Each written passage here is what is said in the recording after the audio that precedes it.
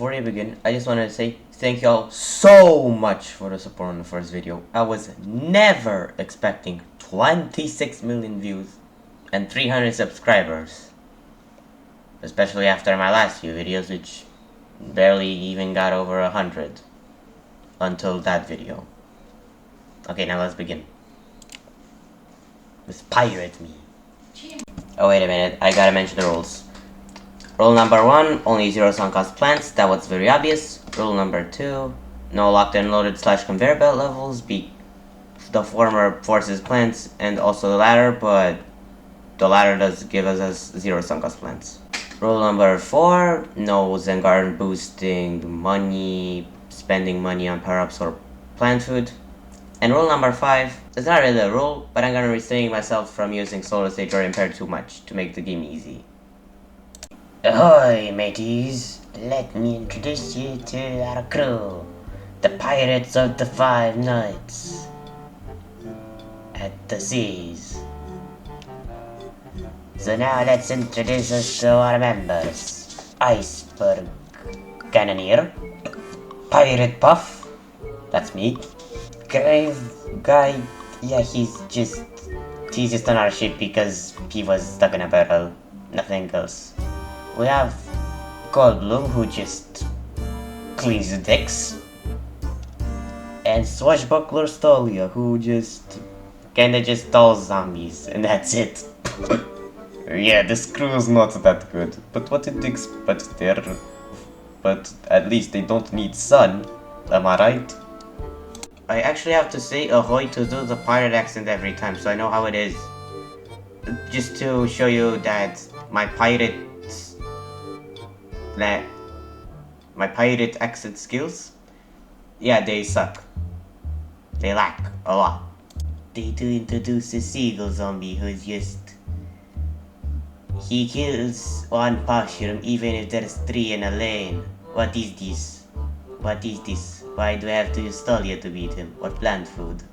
That's not how the game should work, but it does because I'm not playing this as intended by the scammiest pirates in the 7 seas. Wait a minute, why did I not call our crew? Oh, the Pirates of the 7 Nights. Why? Why am I stupid? Anywho, our old friend the Swashbuckler gets introduced and he basically does nothing. He's just a basic that spawns on column 5. And we don't care about that because we have Puff-Shrooms who kill basics on toast. David introduces an actually threatening zombie, Buckethead, who we actually can't beat with only 1 Puff-Shroom plant food. We actually need 2, which is an improvement over other zombies. Dave just kinda puts everything together, and it's not hard. Trust me, you can actually see it for yourself. I'll give Desus the fact that it was the first level that forced me to use a strategy that wasn't stupid, which is using Solar Sage, who is actually way more broken than I thought initially. I thought he was just kind of a makeshift squash with a kind of fast recharge that produces stun, which is good, don't get me wrong, but he can also spread the illumination with that zombie, which I somehow didn't know about. Yeah, that just goes to show I don't use these premiums a lot. And like, the fact that it's spreading just makes it... It's random, by the way, it's never consistent. So it's just kind of funny that it does. Also, it goes without saying, but this level's way easier when you have a squash. That was just...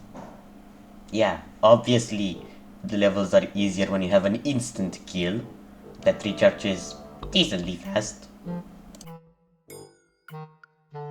Now day 7 is when the most dangerous zombie of the world is introduced. The Barrel Roller. He's like that torchlight zombie from ancient Egypt. However, he has the HP of a Buckethead. And he spawns 2 imps, which just kinda don't do anything if they're like at the very back. Thank God this level gives us a lot of plant food to deal with Bucketheads, otherwise... Ugh. Also, thank God the lawnmowers don't trigger the imp, because that would be extremely annoying. Ironically enough, the chickens also do this, like, to show you how balanced chickens are, which is like 0, just like in bear. And it also, you can't place Solar Sage on him, you have to place it a bit behind him, because he destroys instantly any plant that isn't an instant. And Solar Sage is technically a delayed instant, which still gets rickrolled, because it doesn't affect battles in any way, shape or form. Gargantua levels don't deserve my pirate accent, just why were you on day 6 in AE and then on day 8 in this? Actually, why wasn't it day 8 on AE? It makes a bit more sense be on day 8. Because all these 3 worlds were put together. Why did they move it from 8 to 6? So that the tutorials is more tutorialed?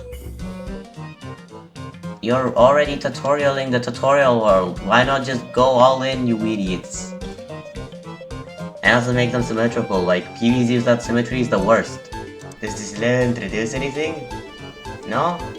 It's just that? Get out of here, man. Imp cannons are just the worst. Puff-Shroom is just barely out of reach for them. And that means they will launch basically explode the imps all over the lawn. And Puff-Shrooms aren't exactly great at dealing with swarms, because they are for a limited time available. Just like the scummy system of seed packets, which I don't like. I may be a pirate, but I'm a pirate of standards. We really just did that level and the game said, do it again. I swear there are more of these levels. Why is there just one now? Oh, I get it, because it sucks. That's kind of understandable. So Arena's a game mode for Gold Blue. Though I'm not imitating you because... I don't know. Also Solar Sage, yeah, he helps. Why do I not get the pirate accent right? It's this one. It's this one. Even though this is our first produce accent level, this is not hard. We are not struggling here. I think the parrot got introduced. Yeah, he does nothing. Our plants have the value of a dead frog. No. Anyway, Scallywags, day 14 is the last stand level. We obviously use Impair because we have nothing else to outside of the means which are banned. Unfortunately for us, Impair was not able to carry us this run. So that means we gotta use the means. Ooh, free Peter. Nice. Otherwise this level standard.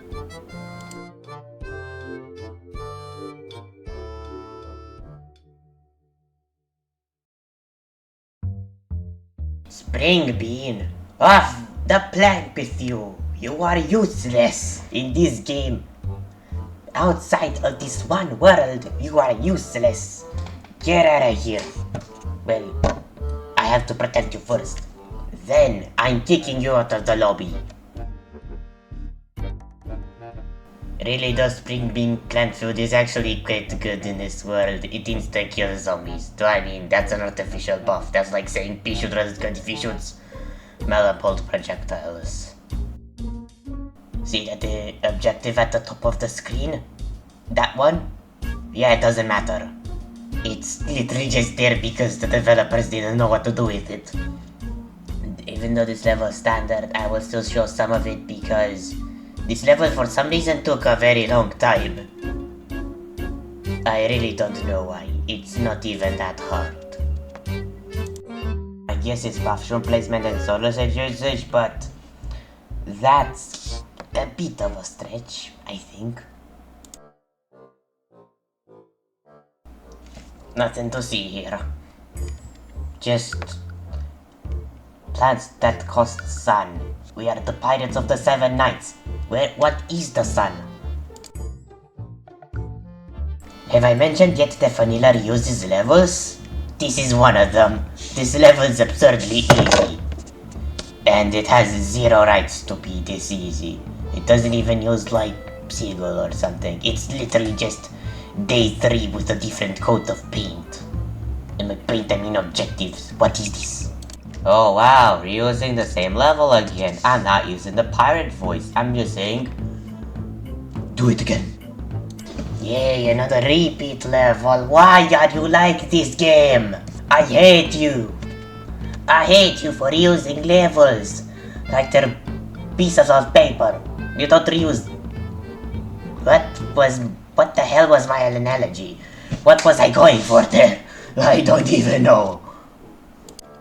But that's way too many zombies. Absolutely not. And now you have to use mints again.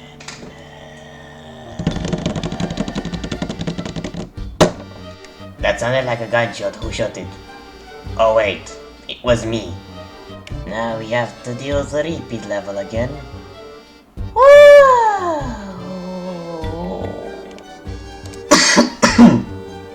If you want to talk about the hardest level in the challenge, well, I still don't know what I would say, but if we were to be going by defaults, then it's day 24. This level is the first level where impair is an outright requirement outside of last dance. Like seriously, you can't beat this level without impair. And why? The imp cannons. They will shoot all over the spring beans, and then if they explode, they will likely eat it.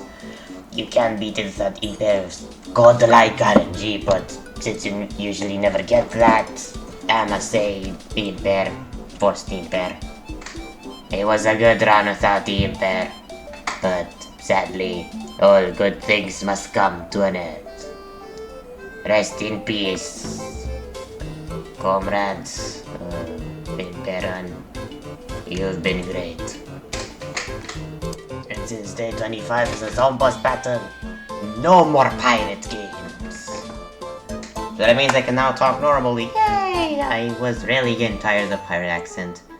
Like, I sometimes messed it up because I just don't know how to do this accent properly, and it kinda got annoying when I had to redo lines just because I can't do this damn accent right.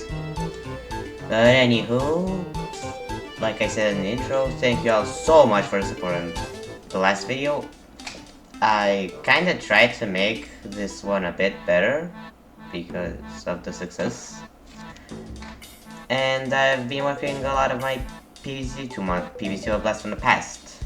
I'm currently making the levels, and I finally realized what my problem was with making one seed spot levels. It was a comma. A comma broke everything, apparently. So that's coding 101. If in C++ you for some reason forget to put a dot and comma at the end, then you're just dead. Your whole code is dead. Coding mishaps, it happens. And once I found that out, I was talking and finally decided to do a full-on tutorial world and not put that slot into AE for convenience. I actually decided to make front lawn a proper tutorial to everything. Specials, planned foods, etc. And also, I'm gonna have to balance a bit around the game not having that many plants, because that means worlds will kinda get stale. I don't really have every plant from Plants vs Zombies 1, and even the ones that are in the game, I'm gonna have to take off the premiums. Some premiums. I think Cactus works very well, introduce him in Wild West, because Prospector kind of counters him, and also he's a cactus. And cactus usually grow in the desert. And Wild West exists in the desert. Technically Ancient Egypt would be a better place, but we already have Spikeweed there. We don't need another broken SS plus tier piercing plants. it didn't come out my tongue. So yeah, but in the outro, yeah, I don't have anything more to say. Like and subscribe, and see y'all next time. And I'll make sure to work on that PvZ 2.0. Like, really, I had the idea for a while now, and I really want to do it. And put my effort in. And so now, I'll say a couple ideas that I have. First off, put the Roman zombies and Healer zombie in Dark Ages, and remove Jazzar because he's just a pest that does nothing other than be annoying. I will buff various zombies, buff or nerf. Like for example, the super zombie at the start of the game will be extremely slow, because of course. And then at the end of the game in modern day, I don't know if this is a good idea, but I think I'll give him a speed buff. Yeah, speed buff to newspaper zombie. That sounds like a very bad idea. Another thing, like putting Gemiums in, like I'm gonna still put in the Gemiums because they are not that broken. A lot of them are instas though, so I don't know. Though yeah, I have to balance the game like it did in PvZ 1. Like PvZ 1 has just bloated with instas. I thankfully have every plant 1.5 times recharge, so it's not a huge problem like in the sequel. But I'm still gonna have to balance the later levels. Not necessarily around that, but I'm gonna have to consider that for the later levels. There's just a lot of instant kills nowadays. I'll say we're running first carry Shroom will be NMT. I just don't think he's a DA guy. Plus, I have to move some stuff from NMT to from DA to NMT anyway, because that means that will be bloated with things. And I can't have that in my PvZ mod. So yeah, I'm getting things going.